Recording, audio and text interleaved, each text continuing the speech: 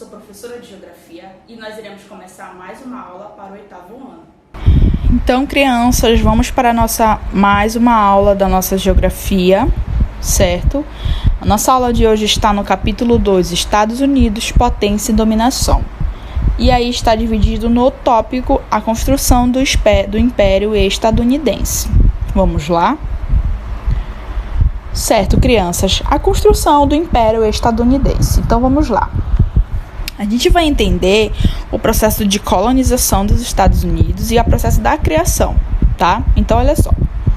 Gente, nos Estados Unidos e no Canadá, diferentemente do que aconteceu na maior parte do continente, né, de colonização, de povoamento, então, olha só, o que a gente vai entender? A gente tem que entender o que é uma colonização de povoamento, tá? E o que é uma colonização de povoamento? Ele é um termo, gente, que se menciona para explicar o processo de formação colonial promovida por um Estado maior. Neste caso, né, os colonizadores eles eram ocidentais e tinham o objetivo de estabelecer uma sociedade e um modo de vida fundamentado na agricultura, para a produção de bens de alimentos, tá? Na extração de minérios e comercialização desses componentes, tá? Bom, os territórios que hoje correspondem aos Estados Unidos, tá? E principalmente a gente vai ter que mencionar também o Canadá, eles começaram a ser colonizados, tá? Até o final do século XVI e o início do século XVII, tá? Então, o que acontece? Os franceses, gente, eles se estabeleceram no sudeste do atual território, tá? Do Canadá, junto ao Rio de São Lourenço, que a região passou a ser chamada de Nova França, tá? Gente, as atividades mais importantes que eram desenvolvidas nessas áreas, principalmente ali no Canadá, foram desenvolvidas a questão da caça de animais, tá? De animais de pele, a pesca e a comercialização desses produtos. Bom, os ingleses, que foram quem colonizou, né, essa questão dos locais dos Estados Unidos e Canadá, eles fixaram-se no Apalaches e na costa atlântica, tá? E organizaram as 13 colônias. Então, o que acontece? Os Estados Unidos, gente, eles foram o primeiro país a se tornar independente no continente americano. Então, perceba o processo de evolução, tá? A Declaração de Independência, ela ocorreu no dia 4 de julho de 1976, sendo reconhecida pelo Reino Unido como a assinatura do Tratado de Paris. Somente em 1783, após 7 anos de guerras, tá? Então, o que aconteceu? Com a ocupação do território, tá? A ocupação territorial dos britânicos, tá? Foi fortalecido apenas no século XVII, durante a dinastia dos Stuart, tá? E isso já no processo de colonização dos Estados Unidos. Diferentemente do que aconteceu em regiões de colonização ibérica, a colonização, gente, foi entregue às companhias particulares que deveriam pagar tributo ao Reino Unido. Então, o Reino Unido foi principalmente quem teve o processo de colonização nos Estados Unidos, certo? E aí nós temos a bandeira dos Estados Unidos para vocês analisarem. Bom, expansionismo, doutrinas e corolários. Vamos entender o que significa cada um desses, tá? Bom, como a gente pode perceber aqui nesse mapa que vocês estão olhando, o processo dos Estados Unidos, gente, ele levou a anexar a compra de território de outros colonizadores, tá?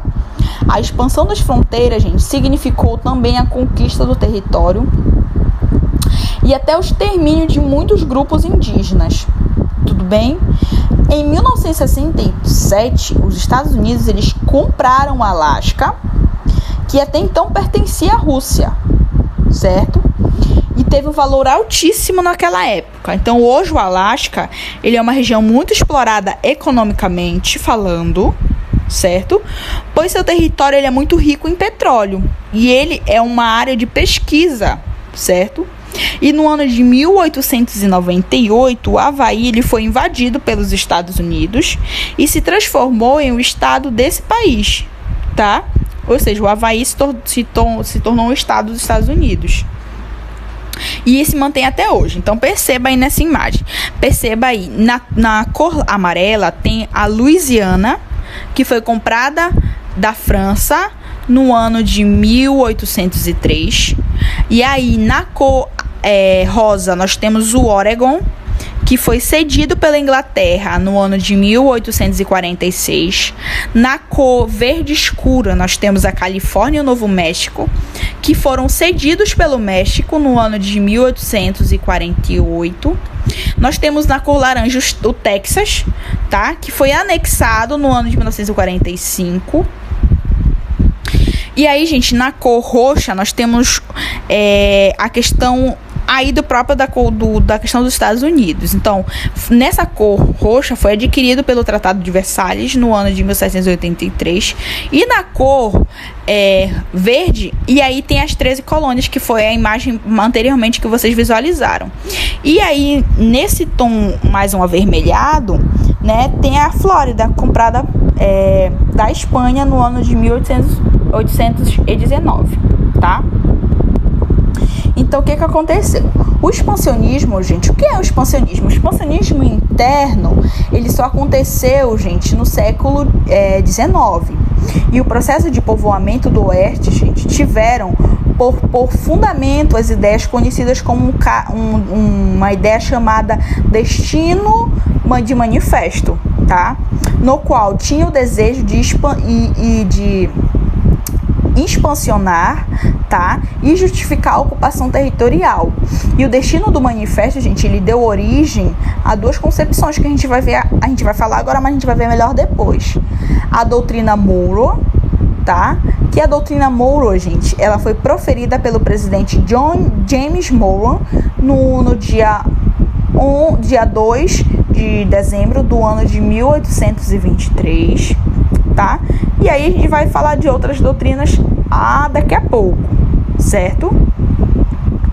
Bom, crianças, vamos falar agora dessa questão do destino manifesto, tá? Então, o que acontece? Vamos analisar a questão dessa imagem que está posta aí para vocês, tá? Então, começando da direita para a esquerda, tá? Aí em cima tá escrito assim, da esquerda, tá escrito assim: a borda esquerda, ela representa a escuridão do primitivo e do selvagem. E aí tem a questão do anjo mulher, né? Da questão da mulher em si, não um anjo, a questão da mulher em si, né? O que significa? Nessa alegoria, gente, tem o destino mesmo de manifesto. A América, ela é representada como uma ninfa, tá? Com a estrela do império na testa, que flutua no sentido do leste a oeste, carregando na mão direita o livro, como vocês podem ver na ilustração, tá? E aí, gente, nós temos a questão dos indígenas, dos bisões, dos animais selvagens que são expulsos para o lado escuro da tela. Então, perceba esse processo aí. Então, esse destino manifesto que é nessa imagem, ele tem toda uma representatividade. Então, perceba, a ninfa, gente, ela é seguida pelo progresso. E quem é o progresso? O progresso são as pessoas, são os animais e dentre outras coisas. Além do mais, nós temos o rio Mississippi. E a borda, gente, à direita acima, representa a luz que esse progresso ele sofreu, ele veio sofrendo. Então, perceba, a claridade, a luz para a escuridão. Perceba essa diferença, essa análise desse destino manifesto? Então, olha só, a expansão territorial dos Estados Unidos, gente, ela se encontra justificada em um ideário chamado o Destino do Manifesto.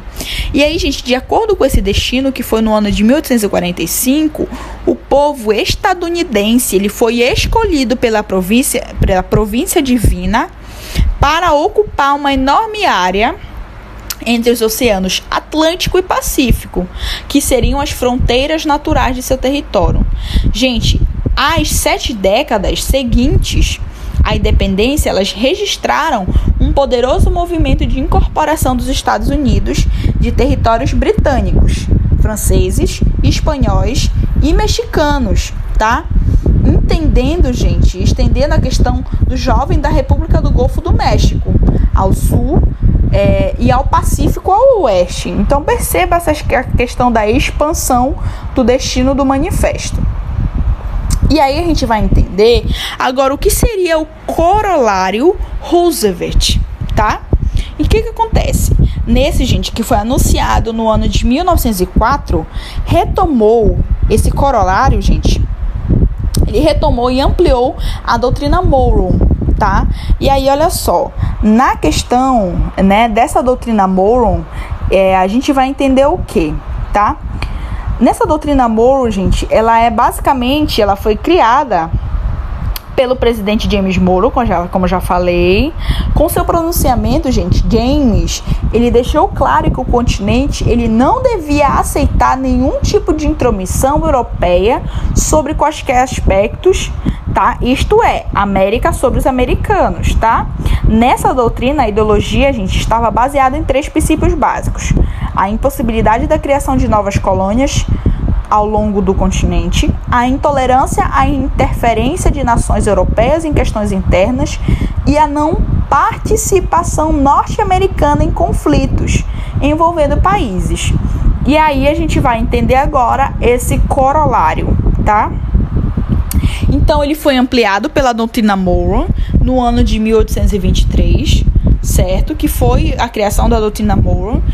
Estabeleceu, gente, o corolário, ele estabeleceu uma identidade de interesses entre os Estados Unidos e seus vizinhos latino-americanos, propondo implicitamente a cooperação para um desenvolvimento comum. Com esse argumento, justificavam-se, gente, suas intervenções militares em países do continente americano. Caso os governos demonstrassem inabilidade em promover justiça interna ou violassem direitos internacionais, ou até mesmo favorecesse agressões externas e prejuízo da comunidade das nações americanas. Dessa mesma forma, o governo dos Estados Unidos se colocava como árbitro da política continental de líder das nações vizinhas. E aí, crianças, a gente vai entender chamado uma política Big Stick, tá? Ou política do grande porrete. O que isso significava, tá? A política, gente, do Big Stick, ela é resultante desse corolário e ela orientava estratégias militares de dominação na América. Mais tarde, ela foi substituída por outras políticas na mesma linha. A doutrina, gente, aí após isso veio a doutrina da boa parceria e a doutrina de novas fronteiras, tá? Gente, essa política, né, a política do Big Stick, a princípio ela foi aplicada contra a Colômbia, pois o país ele possuía o Istmo do Paraná, ou seja, uma faixa estreita de ilhas, de terras, e que era de interesse dos Estados Unidos, tá? No ano de 1903, a Colômbia ela perde essa posse do território do Paraná e se torna a política em posse dos Estados Unidos na questão da política do Big Stick, tá? E o Big Stick, gente, ele não se restringiu à administração de Roosevelt, que foi que criou essa política, tá? Essa aplicação ela foi através de diversos países, como a Nicarágua, o Haiti, República Dominicana e a Cuba, tá? E elas se transformaram, gente, em protetários, tá? Elas se tornaram, gente, como um ser que era quem tinha dono, quem era o dono eram os Estados Unidos. Então, a Nicarágua, o Haiti, a República Dominicana, elas eram proterados, tá? Ou seja, ela tinha como proteção os Estados Unidos, certo? E aí você perceba nessa imagem, né, a política do grande porrete, que teria o xerife com maior domínio, né, e o próprio porrete mesmo, como vocês podem perceber. Bom, agora a gente vai falar sobre os principais presidentes importantes dos Estados Unidos. O primeiro deles é o George Walker Bush, que nós já conhecemos, tá? Ele foi um político estadunidense que serviu como 43º presidente dos Estados Unidos. E ele dominou, né, teve como a sua presidência, foi no ano de 2001 até 2009. Após isso, gente, nós tivemos o Barack Hussein Obama II, que ele é um advogado, ele é um político norte-americano que serviu como 44º presidente dos Estados Unidos. E ele presidiu, né, ele teve como sua presidência seu mandato de 2009 até 2017, sendo o primeiro afro-americano a ocupar o cargo. E atualmente nós temos um cara chamado Donald John Trump, tá? Ele é um empresário, tem a sua personalidade televisiva e ele é um político, tá? Americano. E ele é o atual 45º presidente dos Estados Unidos. Ele ganhou na eleição de 2016, gente, pelo Partido Republicano, ao derrotar a democrata Hillary Clinton, tá? Ele foi, gente, empossado para o cargo no dia 20 de janeiro de 2017, e ele teve naquela época, ele tinha naquela época 70 anos, e foi a pessoa mais velha a assumir a presidência dos Estados Unidos. Deu para compreender? Eu peço com que vocês acompanhem aí no livro de vocês a questão dos Estados Unidos. Anotem tudo que eu disse. Se for preciso, voltem ao vídeo quantas vezes for necessário, certo? E aí, o que eu quero de vocês? Eu quero que vocês abram o livro de vocês na página 19, na questão ação, tá? Na página 22, as questões 1 e 2. E na página 25, as questões 1, 2 e 3, certo? Eu espero que vocês tenham compreendido a aula de hoje. Qualquer dúvida, entre em contato comigo para maiores esclarecimentos. E qualquer dúvida, podem me falar, certo? Espero que vocês tenham entendido e fiquem com Deus. E é isso aí, gente. Espero que vocês tenham compreendido. Qualquer dúvida, entre em contato conosco.